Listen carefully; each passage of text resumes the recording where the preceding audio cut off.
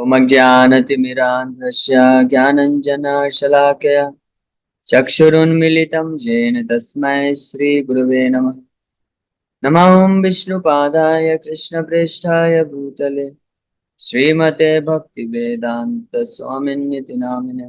नमस्ते सारस्वती देवे गौरवाणी प्रचारिणे निर्विशेष शून्यवादी पाश्चात्यदेशतारिणे। नमो महावदन्याय कृष्ण प्रेम प्रदायते कृष्णाय कृष्ण चैतन्य नामने गौरतुसे नमः। जय श्री कृष्ण चैतन्य प्रभु नित्यानंद श्री अद्वैत गदाधर श्रीवासादि गौर भक्त वृंद। हरे कृष्णा कृष्णा कृष्णा हरे हरे हरे राम राम राम हरे हरे। हरे कृष्णा। तो आप सभी भक्तों का हार्दिक स्वागत है आज के श्रीमद् भागवतम के डिस्कशन में। आज हम लोग चर्चा करेंगे first canto second chapter verse number 18। तो कल लगभग 3 से 4 दिन हमने श्लोक संख्या 17 पे चर्चा किया था। इसमें सूत गोस्वामी बोल रहे हैं, शृण्वतां सुकथा कृष्ण पुण्य श्रवण कीर्तन हृदयन्तस्थो भद्राणि विधुनोति सुहितसताम्। भगवान कृष्ण के कथा को अगर सुनता है कोई, तो ऐसी कथाएं जो अपने आप में, जिनका श्रवण और कीर्तन जो है पुण्य प्रदान करता है। और न केवल वो पुण्य प्रदान करता है बल्कि भगवान इस अपनी हरि कथा के रूप में, अपनी कथा के रूप में भगवान खुद हृदय में उपस्थित होकर के ऐसे भक्त के हृदय से समस्त प्रकार के अवांछित अनर्थ जो होते हैं उनको मिटा देते हैं। और इसी को आगे बता रहे हैं कि जब इस प्रकार से, अब उसका क्या परिणाम होता है। यानी जो भक्त श्रद्धा पूर्वक विनम्रता के साथ, ध्यान एकाग्रता के साथ भगवान के भक्तों के मुख से भगवान की कथा को सुनता है, तो उस कथा का क्या प्रभाव है, अब आज के श्लोक में ये सूत गोस्वामी वर्णन करने जा रहे हैं। नष्ट प्रायेषु अभद्रेषु नित्यं भागवत सेवया भगवती उत्तमा श्लोके भक्तिर्भवति नैष्ठिकी। Translation: By regular attendance in classes on the Bhagavatam and by rendering of service to the pure devotee, all that is troublesome to the heart is almost completely destroyed, and loving service unto the personality of Godhead, who is praised with transcendental songs, is established as an irrevocable fact. तो पिछले श्लोक में ये बताया गया, सूत गोस्वामी वर्णन कर रहे हैं कि विदुनोति सुहितसताम् अभद्राणि, जितने भी प्रकार के अभद्र हैं, अनवांटेड डिजायर्स हैं, वो सब नष्ट हो जाते हैं केवल कृष्ण कथा का श्रवण और कीर्तन करने से। यानी कोई श्रवण करे और कोई कृष्ण कथा करे, दोनों ही प्रकार के व्यक्तियों को हृदय से अभद्राणि नष्ट हो जाते हैं। इंटरेस्टिंगली प्रभुपाद जी अभद्राणि का ट्रांसलेशन लिखते हैं, डिजायर टू एंजॉय मैटर, इस भौतिक जगत को भोग करने की जो इच्छा है यही अभद्र है। यही जो है अभद्र, इसके वो बताया गया है, यही जो है अशुभ है। अभद्र मतलब अशुभ या अनर्थ या गंदगी। वो गंदगी क्या है? डिजायर टू एंजॉय मैटर, इस भौतिक संसार में भोग करने की प्रवृत्ति ही सबसे बड़ी गंदगी है। अब जब इस प्रकार से कोई श्रवण कीर्तन करता है तो ये अभद्र नष्ट हो जाते हैं। तो उससे क्या होता है, फिर आगे बताया जा रहा है, नष्ट प्रायेषु अभद्रेषु, जब ऑलमोस्ट है ना नष्ट हो जाते हैं। प्रायेषु मतलब लगभग, पूर्ण रूप से, लगभग ज्यादातर जो अभद्र है वो नष्ट हो जाते हैं। तो यहाँ पे अभद्र, that all that is inauspicious troublesome to the heart, Gopal ji लिख रहे, all that is troublesome to the heart, कि अभद्र जो होते हैं वो हृदय के लिए बहुत ही खतरनाक होते हैं, ट्रबलसम होते हैं, यानी कठिनाई जनक होते हैं, दुख देते हैं, अशांत बनाते हैं मन को।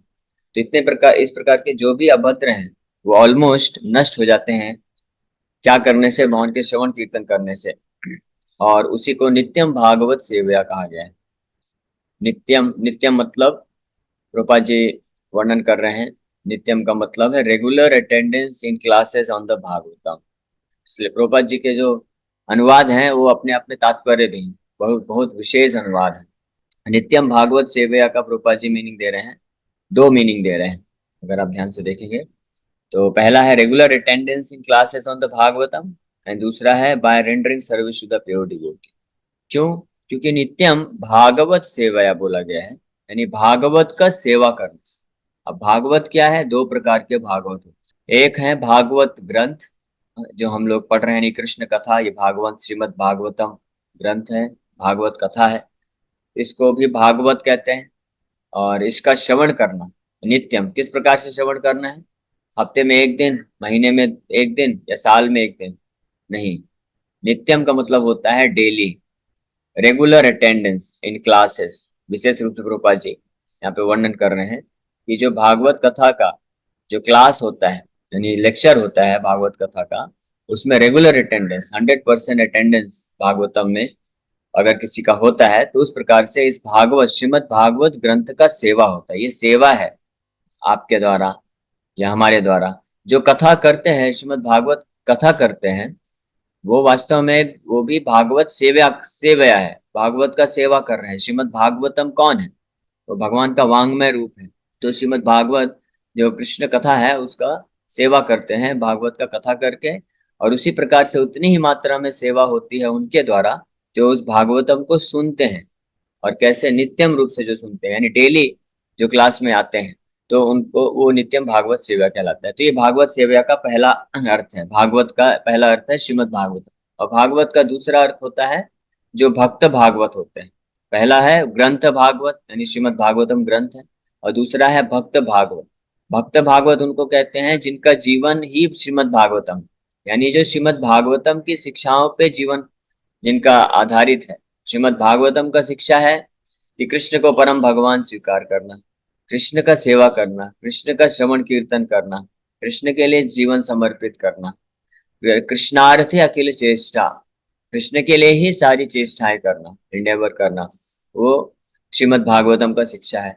और इस शिक्षा को जो अपने जीवन में उतारता है, उनको भी भागवत कहा जाता है। ऐसे महाभागवत या भागवत जो भक्त होते हैं, उनको भी भागवत कहा जाता है। तो उनका सेवा करना वो भी भागवत सेवा कहलाता है। और दोनों ही इक्वल है, दोनों ही करना अनिवार्य है। इसलिए यहाँ प्रभुपाद जी लिख रहे हैं कि bye regular attendance in classes on the Bhagavatam and by rendering service to the pure devotee who are also Bhagavad। जब ये दोनों प्रकार की सेवा होती है, तब 100% भागवत सेवा होता है। अगर कोई एक करेगा केवल, तो 50% होगा। कुछ लोग होते हैं जो भक्त का सेवा तो करना चाहते हैं, वास्तव में भक्त का सेवा मतलब वो भागवत कथा भी श्रवण करेंगे, ये वास्तविक सेवा है। किसी भी शुद्ध भक्त का या महान आचार्य का अगर हम सेवा करने का इच्छा रखते हैं, तो उसका मतलब है कि उनके दिशा निर्देश, उनका आज्ञा का पालन करना चाहिए। और उनका आज्ञा क्या है कि हम श्रीमद् भागवतम को सुने, श्रवण करें, और नाम भगवान के नाम का जप करें, भक्ति में आगे बढ़े, ये होता है। तो ये असली सेवा होती है। लेकिन फिर भी कुछ लोग होते हैं जो इंटरेस्टेड होते हैं कि हम किसी भक्त का सेवा करना चाहते हैं। कैसे? उनको कुछ धन दे करके, उनको कुछ फूल अर्पण करके, माला पहना करके, और अन्य अन्य प्रकार से कुछ सुविधा दे करके ये सेवा करना चाहते हैं। तो ये भी सेवा है, लेकिन ये इससे भी ज्यादा महत्वपूर्ण सेवा क्या होती है? उनकी आज्ञा का पालन करना। लेकिन वो जो ऐसे लोग जो होते हैं, वो ऐसे सेवा तो बहुत करते हैं, खूब विनम्रता पूर्वक होते हैं, चरण पकड़ते हैं, और बहुत उनका गुणगान करते हैं। लेकिन जैसे ही वो जो भक्त होते हैं, वो बोलते हैं आप बैठ जाइए, थोड़ा श्रवण करिए भगवान के बारे में, तो तुरंत उनको फिर बोरिंग लगने लग जाता है। फोन पे फोन आने लग जाते हैं, यहाँ पे प्रवचन चल रहा है, और वो जो ऑर्गेनाइजर है, मैनेजर है, अपना व्यस्त रहते हैं अलग अलग चर्चाएं करने में। उनको सुनने में इंटरेस्ट नहीं होता है। ऑर्गेनाइज करेंगे, सब कुछ करेंगे। जैसे एक बार एक बहुत बड़ा धनी व्यक्ति श्रीला गौर किशोर दास बाबा जी महाराज के पास आया, और उनको रिक्वेस्ट किया कि मैंने एक बहुत बड़ा ऐसा धार्मिक कार्यकलाप का आयोजन किया है, उसमें भगवान का कीर्तन और प्रवचन है, तो आप कृपा करके आप आइए, आपका आशीर्वाद दीजिए। तो गौर किशोर दास बाबा जी महाराज इंटरेस्टेड नहीं थे, क्योंकि उनको मालूम है ये किस प्रकार की सभा होती है। इसमें केवल नाम मात्र के लिए कोई व्यक्ति ये भागवत कथा का और कीर्तन का आयोजन करता है ताकि उसका नाम बढ़ सके, बट वास्तव में वो उसको कोई रुचि नहीं है कि भगवान का कीर्तन में भाग लेना है उत्साह से, या भगवान का कथा सुनना है। तो गौर किशोर दास बाबा जी महाराज बोले कि नहीं, मेरे पास उधर नहीं जाना है, मुझे मैं यहीं पे बैठ के। तो वो व्यक्ति फोर्स कर रहा था कि मैं आपका दास हूँ, मैं आपका सेवा करना चाहता हूँ, आप जो बोलेंगे, आप जैसे बोलेंगे वैसे करेंगे। तो गौर किशोर दास बाबा जी महाराज बोले ठीक है, अगर आप मैं जैसे बोलूंगा वैसे करोगे, तो आप भी इधर बैठ जाओ और मेरे साथ बैठ के जप करो। तो तुरंत वहां से भाग गया फिर। कहने का मतलब है कि कुछ लोग केवल साधुओं का इस्तेमाल करना चाहते हैं, वो उनकी आज्ञा का पालन नहीं करना चाहते हैं, तो ये जो है पूर्ण सेवा नहीं होती, इसे भागवत सेवा नहीं होती। भागवत सेवा कंप्लीट कब होती है, पूर्ण तब होती है जब हम भगवान के कथा का श्रवण करें। जब कोई भक्त है, भगवान का भक्त है, भगवान के बारे में अगर आपको कुछ उपदेश दे, ज्ञान दे, भगवान का कथा करे, तो उसको ध्यान पूर्वक सुनना चाहिए, विनम्रता के भाव से सुनना चाहिए, और इस भाव से सुनना चाहिए कि मुझे इसको अपने जीवन में उतारना है और इसके माध्यम से मेरे जीवन में परिवर्तन लाना है। यानी वो जो चाहते हैं वो करना है, मुझे भक्ति का अनुशीलन करना है, नाम जप करना है, भौतिक आसक्तियों से अपने आप को मुक्त करना है। ये नहीं कि हाँ ठीक है, कथा भी सुन रहे हैं और साथ ही साथ में, लेकिन इतना ध्यान पूर्वक नहीं सुन रहे हैं, और साथ ही साथ में अपना जो भौतिक संसार में भोग करने की इच्छा है उसको भी बनाए हुए हैं। भौतिक संसार, भौतिक संसाधन इकट्ठा करने में समस्या नहीं है, वो किया जा सकता है और करना भी चाहिए हमको। अपने हर किसी को अपने पूर्व कर्मों के अनुसार कुछ न कुछ धन संपत्ति, नाम, प्रतिष्ठा, पोजीशन, ये सब मिलता है, तो इसको त्यागना नहीं चाहिए। जो लोग इसको त्याग देते हैं उसको त्यागी बोलते हैं, और जो लोग इसको केवल भोग करना चाहते हैं और ज्यादा से ज्यादा केवल पैसा चाहते हैं, नाम प्रतिष्ठा चाहते हैं, उसको वो लालची होते हैं, लोभी होते हैं, या उनको भोगी बोला जाता है। लेकिन भक्त ये दोनों कैटेगरी में नहीं होता। भक्त का भाव क्या होता है? भक्त ना तो भोगी होता है और ना ही त्यागी होता है। ये भोगी और त्यागी दोनों ही भौतिक संसार के ही वस्तु हैं। ये दोनों ही वास्तव में, भोग और त्याग, ये वास्तव में इस भौतिक संसार की आसक्ति के दो अलग अलग पहलू हैं। राग द्वेष विमुक्तस्तु विषयान इंद्रिय शरण आत्मवश्यर। भगवान गीता में बताते हैं कि राग द्वेष विमुक्तस्तु, हाँ, विषयान इंद्रिय शरण, कि जो भक्त होता है, शुद्ध भक्त होता है, स्थित प्रज्ञस्तद उच्यते, जो स्थित प्रज्ञ है, जिसका बुद्धि पूरी तरह से अच्छे से शुद्ध है, स्थित है, तो वो ना तो इस संसार के प्रति राग रखता है और ना ही इससे द्वेष रखता है। यानी ना तो भोग करना चाहता है और ना ही इसको त्याग करना चाहता है। तो वो क्या करता है? इसी भौतिक संसार में रहते हुए भगवान की कृपा से या अपने पूर्व जन्मों के पाप पुण्य के अनुसार, जो भक्त को जो भी स्थिति मिलती है, जितना भी संसाधन मिलता है, जो भी नाम प्रतिष्ठा मिलता है, पोजीशन मिलता है, तो उस स्थिति को स्वीकार करके उसको भगवान की सेवा में लगाता है। ये भक्त का भाव होता है। जिस प्रकार से अर्जुन को भगवान गीता में यही उपदेश दिए कि अर्जुन तुम त्याग मत करो, क्योंकि तुमको भगवान की, मेरी कृपा से तुमको ये जो पोजीशन मिला है, तुम एक क्षत्रिय हो, तो इसको तुम स्वीकार करो और युद्ध करो धर्म के लिए, अपने लिए नहीं, लेकिन धर्म की स्थापना के लिए, लोगों के कल्याण के लिए, लोगों में धर्म का प्रचार हो, जागरूकता फैले, इसके लिए करो। इसी प्रकार से हम उदाहरण सुनते हैं कि जब संत तुकाराम महाराज से प्रभावित होकर के शिवाजी महाराज, तो शिवाजी महाराज राजा थे, तो वो जब प्रभावित हुए, और शिवाजी महाराज भगवान के भक्त, शुद्ध भक्त थे, तो बचपन से ही उनको जो है भगवान गीता, भागवत, रामायण का शिक्षा उनको मिला था, तो वो भक्त थे ऑलरेडी। लेकिन जैसे ही शिव तुकाराम महाराज से वो मिले तो बहुत प्रभावित हुए, ऐसे महान शुद्ध भक्त का संग मिला, तो उन्होंने डिसाइड किया कि अब मैं सब कुछ अपना राजपाट छोड़ के तुकाराम महाराज के साथ ही मैं रहूंगा, उनकी ही टीम में, उनके पार्टी में रह के केवल कीर्तन भजन करूंगा, उनसे कृष्ण कथा सुनूंगा। इस प्रकार से वो त्याग करना चाहते थे, संन्यास लेना चाहते थे। तो तुकाराम महाराज के पास आके वो बोले, लेकिन तुकाराम महाराज उनको ये इंस्ट्रक्शन देते हैं, अर्जुन का उदाहरण बता के वो बताते हैं कि आपको भगवान की कृपा से जो राज्य मिला है, आप क्षत्रिय हैं, तो आपको इसको त्याग नहीं करना चाहिए, ये आपका सेवा है, या आप इस माध्यम से, आप भगवान के भक्त हैं, तो आप इस प्रकार से राज्य करिए कि लोगों में भगवान की भक्ति का प्रचार हो, लोगों को आप मौका दीजिए, अवसर प्रदान करिए, ऐसे आयोजन करिए ताकि लोग भी हरि कीर्तन कर सके, हरि कथा का श्रवण कर सके, और धर्म को बचाव करिए, क्योंकि बहुत सारे ऐसे लोग हैं जो धर्म के विरुद्ध हैं, धर्म का नाश करना चाहते हैं। तो अगर आप भी राज्य पद छोड़ देंगे तो फिर रक्षा कौन करेगा? इसलिए ये जरूरी है। तो जो ब्राह्मण है उसको अपना धर्म का पालन करना चाहिए, जो ब्रह्मचारी है उसको अपना धर्म कर्तव्य, जो सन्यासी है उसको अपना धर्म कर्तव्य, जो क्षत्रिय है उसको अपना धर्म कर्तव्य पालन करना चाहिए। तो कुछ भी त्याग करने का आवश्यकता नहीं होता है, लेकिन सब कुछ, लेकिन भोग भी नहीं करना चाहिए। सब कुछ क्या करना चाहिए? भगवान की सेवा के में लगाना चाहिए। और वो जो भगवान की सेवा होती है, पूर्णता होती है भागवत सेवया के माध्यम से। भागवत सेवया मतलब श्रीमद् भागवत ग्रंथ का श्रवण करना।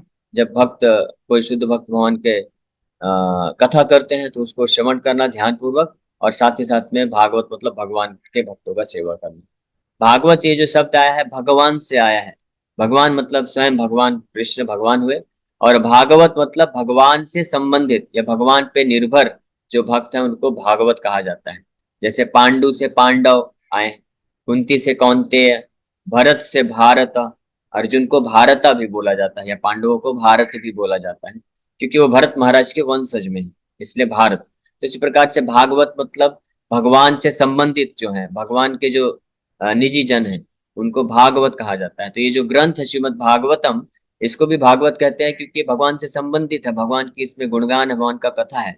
और इसी प्रकार से भगवान के जो शुद्ध भक्त होते हैं वो भी भागवत कहलाते हैं। तो इन दोनों प्रकार के भागवत का सेवा सेवा करने से जब नष्ट प्रायेषु अभद्रेषु, जो अभद्र है जितने भी प्रकार के ट्रबलसम, जो कठिनाइयां हैं, दुख देने वाले जो अनर्थ हैं, और ये अभद्र कौन कौन से अभद्र हैं?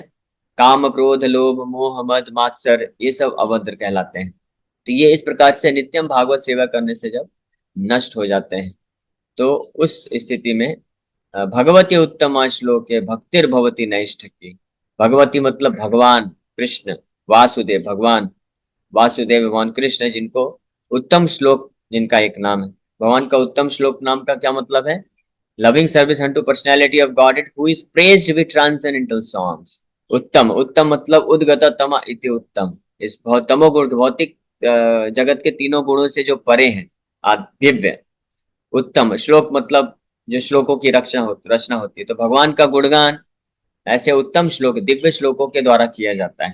यानी भगवान के गुणगान में कोई भी भक्त, शुद्ध भक्त, कुछ भी रचनाएं करता है, चाहे उसमें ग्रामेटिकल मिस्टेक हो या ना हो, व्याकरण के दृष्टिकोण से हो सकता है उसमें बहुत सारी त्रुटियां ही क्यों ना हो, लेकिन फिर भी वो उत्तम श्लोक कहलाता है। उत्तम श्लोक मतलब कि वो जो श्लोक रचना है, वो रचना है वो सबसे उत्तम है, सर्वोत्तम। ये भागवत में ही इसको कंफर्म किया जाएगा आगे चल के, वेद व्यास जी खुद लिखते हैं।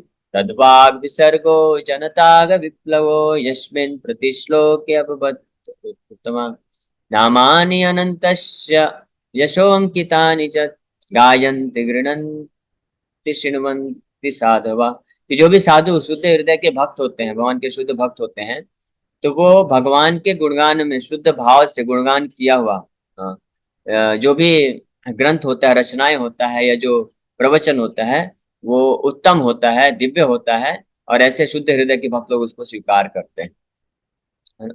तो ये भागवत ग्रंथ में, इसलिए भागवत ग्रंथ में भी हम आगे पढ़ेंगे तो देखेंगे कि ये भागवतम जो है, हालांकि भागवतम जो है बहुत ही बहुत बेस्ट ऑफ द क्या बोलते हैं, संस्कृत लैंग्वेज, पूरा इसमें ग्रामेटिकल और इसका जो मीटर है, छंद और ये सारी चीजें जो व्याकरण के ज्ञाता है वो लोग समझ पाएंगे, कि जानते हैं, पढ़ के समझ सकते हैं कि इसमें बहुत ही अच्छे तरीके से इसकी रचना की गई।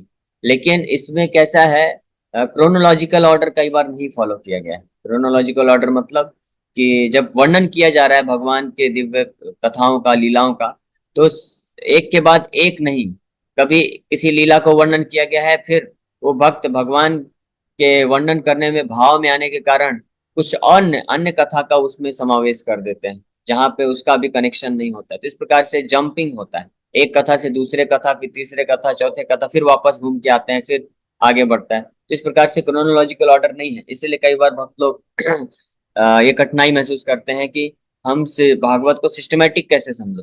तो वास्तव में जो भौतिक सब्जेक्ट मैटर होता है, विषय वस्तु होता है, उसमें क्रोनोलॉजिकल ऑर्डर पालन करके सिस्टमेटिकली समझा जा सकता है, क्योंकि उसमें केवल लोग उस प्रेम या भाव से उसको नहीं लिखते हैं, वो केवल एक ग्रामर के रूल को फॉलो करके लिखते हैं। लेकिन ये भागवत ग्रंथ की विशेषता है कि ये पूर्ण रूप से भगवान श्रीला वेद व्यास जी अपने आध्यात्मिक जीवन के सबसे परिपक्व अवस्था में उन्होंने ये भागवत ग्रंथ लिखा है। तो ये उनका भगवान के प्रति जो प्रेम का भाव है, इस उसकी अभिव्यक्ति है।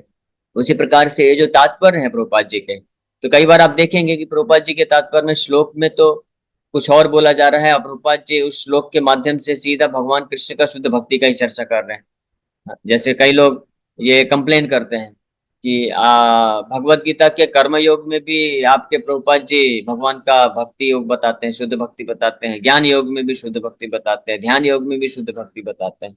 ऐसा थोड़ी ना होता है, भगवान ने कर्म योग, ज्ञान योग, ध्यान योग सब बोला है ना, तो वो बताना चाहिए। तो वो लोग लेकिन नहीं समझ पाते हैं कि जो भगवान के शुद्ध भक्त होते हैं, वो भगवान के द्वारा चाहे कर्म योग बोला हो, ज्ञान योग बोला हो, ध्यान योग बोला हो, कुछ भी चर्चा किया गया है, उसके पीछे मूल उद्देश्य को, भाव को समझते हैं, इसलिए उसको पकड़ के वो वर्णन करते हैं कि भगवान का शुद्ध भक्ति ही सब कुछ है। हाँ, विशेष रूप से कर्मयोग, प्रभुपाद जी कर्मयोग का ट्रांसलेशन क्या देते हैं? हाँ, डिवोशनल सर्विस, इसको भी भक्ति योग ही बोलते हैं Prabhupada ji. Devotional service in action, Krishna consciousness in action, इस तरह से ट्रांसलेशन दी। और वास्तव में यह है भी। कर्मयोग का मतलब क्या होता है कि जब हम अपने कर्म को भगवान से जोड़ देते हैं, या तो डायरेक्ट हम कर्म ही भगवान के लिए करें, या कर्म का जो फल है वो भगवान को अर्पण करें, तो ये दोनों ही कार्य क्या है? भक्ति ही है। इसलिए कर्मयोग भी और कुछ नहीं है, कर्मयोग भक्ति योग ही है। लेकिन कर्मयोग भक्ति योग का प्रथम सीढ़ी है, पहला सीढ़ी है। फिर दूसरा सीढ़ी है ज्ञान योग, तीसरा सीढ़ी है ध्यान योग, और जो अंतिम अवस्था है इस लेडार का, इस सीढ़ी का, वो है शुद्ध भक्ति योग। तो शुद्ध भक्ति योग सबसे टॉप में है, और कर्म योग जो है सबसे फर्स्ट लेवल का भक्ति योग है। तो इस प्रकार से जो है ये वर्णन पाया जाता है। तो जब कोई इस प्रकार से भगवती उत्तमा श्लोक है, भक्तिर भवती नैष्ठ की, अगर कोई नित्यम भागवत सेवा करता है, भगवान ये श्रीमद् भागवतम के ग्रंथ का नित्यम श्रवण करना और भगवान के भक्तों का सेवा करना और सेवा, भगवान के भक्तों का सेवा मतलब सबसे महत्वपूर्ण सेवा क्या है? उनके द्वारा जो निर्देश हमको दिया जाता है, आदेश दिया जाता है या उपदेश दिया जाता है, उसको अपने जीवन में पालन करना। यानी सरल भाषा में अगर कहें तो नित्यम भागवत सेवा का मतलब है कि सबसे सर्वप्रथम हमारी सेवा होती है कि हम भगवान के बारे में सुने बैठ के, यानी भागवत कथा, गीता कथा, राम कथा, ये जो भी अगर अवसर हमको मिले तो इसको हमको सुनना चाहिए। इसको पहला भागवत सेवा है, ये पहला स्टेप है, 50% सेवा हुआ। फिर उसके बाद जो हमने सुना है किसी भक्त के मुख से, तो उनके द्वारा ये उपदेश हुआ, या आज्ञा समझिए, निर्देश समझिए, या आदेश या उपदेश सुझाव, जो भी आपको समझना है, उनके द्वारा ये जो ज्ञान प्राप्त हुआ है भागवत कथा, गीता, रामायण से, तो उसको फिर अपने जीवन में उतारना। तो जब हम उसको अपने जीवन में उतारते हैं उनके आज्ञा का पालन करके, तो उससे क्या होता है, 50% जो दूसरा है वो भी भागवत सेवा हो जाता है, यानी उस भक्त की भी सेवा हो जाती है। तो इस प्रकार से जब कोई नित्यम रूप से भागवत सेवा करता है, तो उसके हृदय के जब तब जो है हमारे हृदय से जितने भी अभद्र इशू हैं वो नष्ट हो जाते हैं, और भगवान उत्तम श्लोक के प्रति भक्तिर भवती नैष्ठिकी, जो नैष्ठिकी भक्ति, नैष्ठिकी भक्ति का मतलब होता है कि उसको कोई अब हिला नहीं सकता है, वो फैक्ट बन चुका है। यहाँ पे प्रभुपाद जी लिख रहे हैं कि who is praise the loving service unto personality of Godhead, who is praise with transcendental songs, is established as an irrevocable fact. Irrevocable fact का मतलब होता है कि जिसको हटाया नहीं जा सकता है, जो कभी विचलित नहीं हो सकता है, दृढ़ता पूर्वक स्थापित हो जाता है। निष्ठा का मतलब ये होता है। तो नैष्ठिकी भक्ति जो है किसी के हृदय में उत्पन्न हो सकती है अगर वो भागवत सेवा करे, और कैसे? नित्य रूप से, यानी डेली। और भागवत सेवा का भी हमने चर्चा किया। ये पहला भागवत का सेवा है कि श्रीमद् भागवत को सुनना, श्रवण करना, भगवान के बारे में श्रवण करना, और फिर उस श्रवण के द्वारा जब भागवत कथा ये सब श्रवण हम करते हैं भक्तों के मुख से, तो उससे जो हमको उपदेश मिलता है, ज्ञान मिलता है, या कुछ हमको प्रैक्टिकल रूप में, व्यवहारिक रूप में कुछ आचरण करने का शिक्षा दिया जाता है, तो जब हम उन शिक्षाओं को अपनाते हैं, जीवन में स्वीकार करते हैं, यानी हम कुछ एफर्ट लगाते हैं, यत्न करते हैं, तब नेक्स्ट 50% जो दूसरा 50% है भागवत का, वो सेवा होता है। इस प्रकार से जब 100% भागवत का सेवा होता है, तो हृदय के समस्त जो नष्ट अभद्र रेशु है वो नष्ट हो जाते हैं, और भगवान उत्तम श्लोक के प्रति जो भक्ति है वो निष्ठा पूर्वक नैष्ठिकी भक्ति का जन्म हो जाता है। तो ये प्रभाव इस श्लोक में, आज के श्लोक में बता रहे हैं सूद गोस्वामी कि शृण्वताम, जो पिछले श्लोक में तो बताए कि भगवान कृष्ण का कथा सुनना चाहिए, वो पुण्य है, वो श्रवण कीर्तन, और हृदय से अभद्राणी को नष्ट करता है। तो ये पहला परिणाम होता है। और फिर उसके बाद फाइनली जब इस प्रकार से नष्ट प्रायेषु अभद्रेषु, जब लगभग सारे अनर्थ नष्ट हो जाते हैं, तो भगवान उत्तम श्लोक के प्रति नैष्ठ की भक्ति अपने आप प्रकट हो जाती है। तो इसी के साथ आज हम लोग यहीं पे विराम करेंगे। आप सभी भक्तों का बहुत बहुत धन्यवाद। Thank you very much. हरे कृष्णा कृष्ण कृष्ण हरे हरे, हरे राम राम राम हरे कृष्ण। तो प्रश्न पूछ सकते हैं लोग? हाँ, हरे कृष्णा प्रभु जी। हरे कृष्ण। क्या तुम्हारी मामी पूछ रही, क्या तुलसी की माला धारण कर सकते हैं क्या? अगर 4 नियम पूर्णतः अच्छे से पालन कर पा रहे हैं, जैसे कांदा लहसुन प्याज लहसुन भी नहीं खाना होता है, चाय कॉफी भी नहीं पीना होता है, तो अगर वो भी छूट गया है या छोड़ सकते हैं तो फिर धारण कर सकते हैं। क्या मतलब लहसुन प्याज, क्या चाय काफी और और चार क्या क्या, दो और दो हो गए और बाकी, हाँ बाकी तो और कुछ करते नहीं है, बाकी तो वो नशा वगैरह जो है हाँ वो सब नहीं तो नहीं, शराब वो वगैरह तो, बाकी ये हाँ मांस बाकी मदिरा पूरा रहता है। मांस, उसको हाँ तो हम ही छोड़ दिए हैं सब कुछ, तो बाकी तो फिर उनका छोड़ना तो ठीक है। हाँ, उनका हम सब छोड़ना क्या जरूरी करते हैं, है क्योंकि वही हम छोड़ेंगे सब क्या, तभी तो आपको बना के वही तो खिलाती हैं। हम तो सब त्याग कर दिए, हम खुद ही त्याग कर दिए, ठीक है। अच्छा, ठीक है। हम्म। और तो मामी जी को भी छोड़ देना चाहिए और फिर कंठी माला पहन लीजिए और साथ में फिर माला में हरे मम्मी कृष्णा तो जप भी मामी, चालू करिए। लेकिन हाँ चाय काफी लहसुन प्याज नहीं छोड़ी है, एकादशी के दिन लहसुन प्याज नहीं खाती है, 9 दिन नवरात्रि में नहीं खाती है, लेकिन अब कोशिश है कि छोड़ दे बिल्कुल लहसुन प्याज, ठीक है।